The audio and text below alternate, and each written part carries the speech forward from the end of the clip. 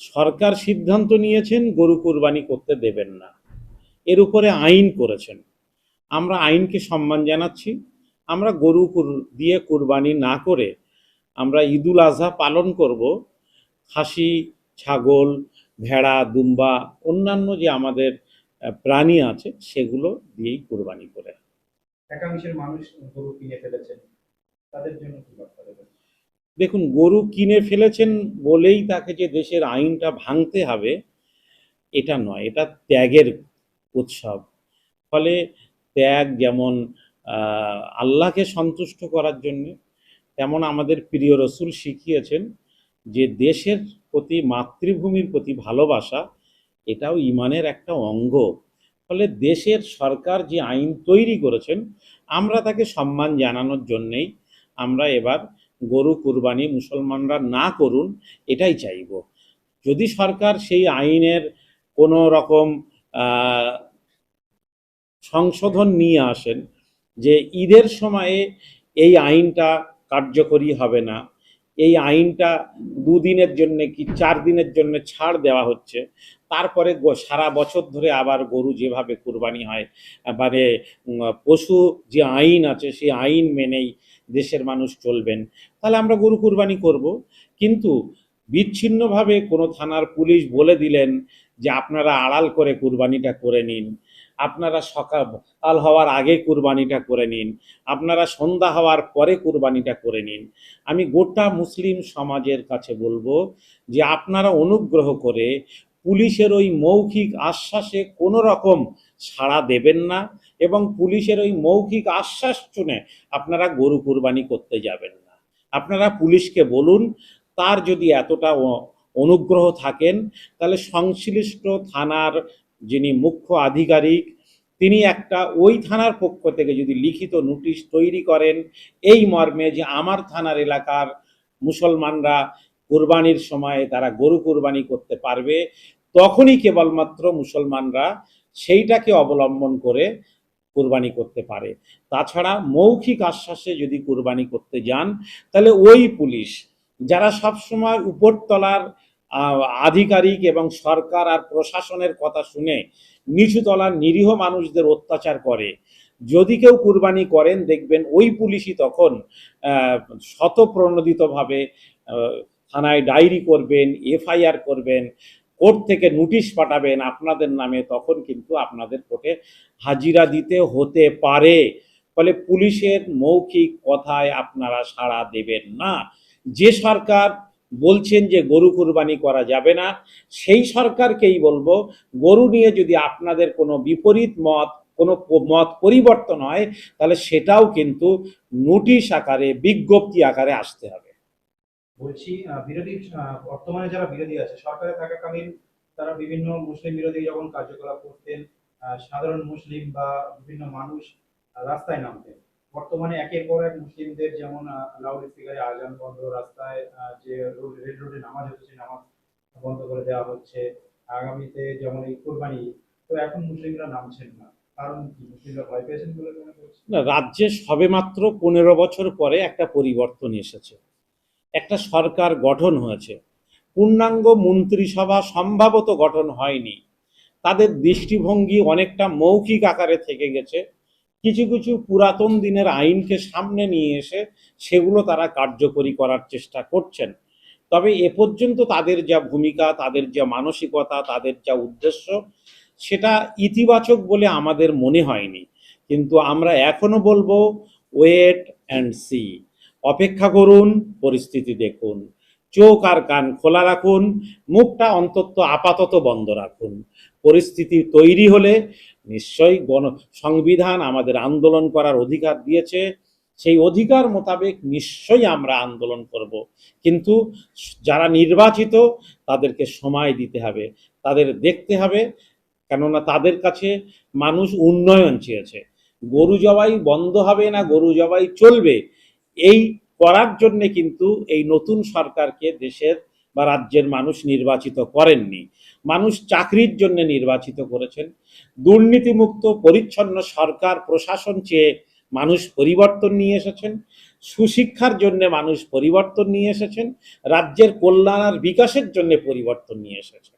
যখন কল্যাণ আর বিকাশ না হবে, তখন এই সরকারের বিরুদ্ধে মানুষ তাদের আন্দোলনের গণতান্ত্রিক অধিকারকে কার্যকরী করার জন্য রাস্তায় নামবেন। গোটা পৃথিবীতে আন্দোলন হয়েছে।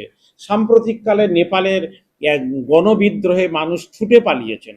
আন্দোলন হবে, তবে মুসলমানরা আইন মেনে, সংবিধান মেনে গণতান্ত্রিক পথে আন্দোলন করবে। আন্দোলন হবে শান্তিপূর্ণভাবে।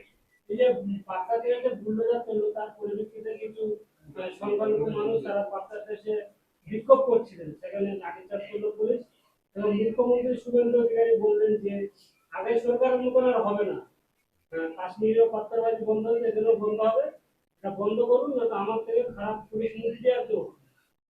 কারা আন্দোলন করেছেন পাক সার্কাসে আমি জানি না, তবে আমি মনে করি যে প্রত্যেকটা মানুষের আন্দোলন করার অধিকার আছে। প্রত্যেকটি নেতা মন্ত্রী নির্বাচিত সরকারের সামনে আন্দোলন করার অধিকার আমাদের সংবিধান দিয়েছেন। এটাই হচ্ছে গণতন্ত্র। যদি আন্দোলন করার অধিকার যেদিন চলে যাবে, সেদিন বুঝতে হবে যে দেশে গণতন্ত্র নষ্ট হয়ে গেছে, ধ্বংস হয়ে গেছে। তাই আন্দোলন করার অধিকার মানুষ হারিয়েছে, পুলিশ আন্দোলন করার অধিকার কেড়ে নিয়েছে। এটা চলতে পারে না, এটা হবে না। আমার আত্মবিশ্বাস যে ভারতবর্ষের মানুষ গণতন্ত্রপ্রিয় মানুষ, তারা গণতান্ত্রিক পথে শান্তিপূর্ণ আন্দোলন করবেন। এই আন্দোলনের অধিকার কোনো সরকার দেয়নি, কোনো শাসক দল দেয়নি। এই আন্দোলন করার অধিকার আমাদের মহান সংবিধান দিয়েছেন। ফলে আমরা যা করব সংবিধান মেনে করব। অনেক হিন্দু মহিলারা গরু পুষেছে, লোন নিয়েছে, প্রচুর টাকা ঋণ করে তারা গরুগুলো পুষেছে এবং এখন তারা কান্নাকাটি করছে, কি বলবেন? আমি হিন্দু বোনেদের কান্না আপনাদের মতো সোশ্যাল মিডিয়ার মাধ্যমেই শুনেছি। গদি মিডিয়া মাধ্যমে কিন্তু আমি এখনো শুনিনি। দেখে আমার মনে হয়েছে যে সরকার বোধহয় কিছুটা অমানবিক হয়ে পড়েছেন। তাই দেশের নাগরিকদের কান্না শাসকের কর্ণকুহরে পৌঁছাচ্ছে না।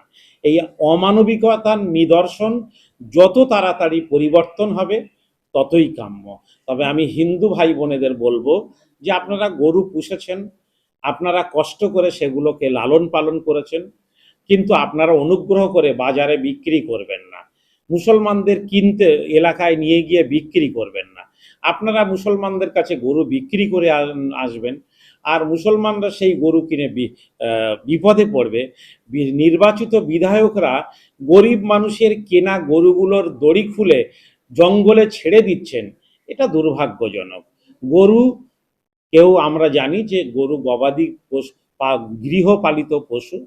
আমরা তাদেরকে ভালোবাসি, আমরা কুরবানিতে লাগাই, কিন্তু গরুকে সরকার যেন এই পর্যায়ে নিয়ে না যায় যে অন্যান্য প্রাণী যেমন শিয়াল, কুকুর, এদের যেমন রাস্তায় বেহাল অবস্থা হয়, গরুর যেন এই রকম বেহাল অবস্থা না হয়। একজন হিন্দু মা তিনি কেঁদে কেঁদে বলছিলেন যে আমার গরুগুলোর খাওয়ানোর মতো আর কিছু নেই। আমি যদি এখন গরু বিক্রি করতে না পারি, তাহলে বাকি গরুগুলোর খাদ্য আমি সংগ্রহ করতে পারবো না। এই অবস্থা সরকারকে দেখতে হবে এবং এই অবস্থার পরিবর্তন সরকারকে নিয়ে আসতে হবে। শেষ কোশ্চেন, বলছি গত সম্প্রতি দেখা গেল ইমাম মুয়াজ্জিন ভাতা বা পুরোহিত ভাতা নিয়ে একটা বিবৃতি দিয়েছেন যে এটাকে বন্ধ করা হবে। এটা নিয়ে আপনার কি পজিটিভ বা নেগেটিভ?